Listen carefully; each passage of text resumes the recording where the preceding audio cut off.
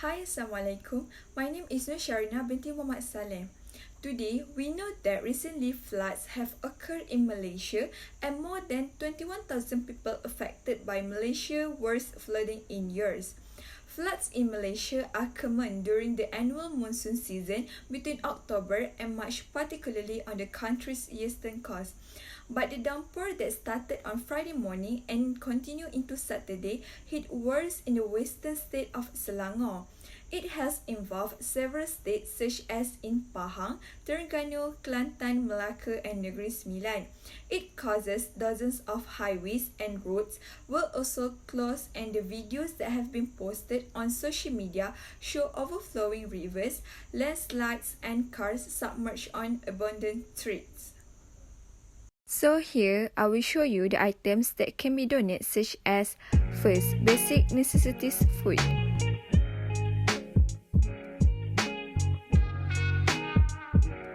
Second is formula milk. 3. Clothes. 4. Toothbrushes and toothpaste. 5. Soap. 6. Towel. 7. Sanitary napkins. 8. Baby diapers. 9. Pillow. 10. Blanket.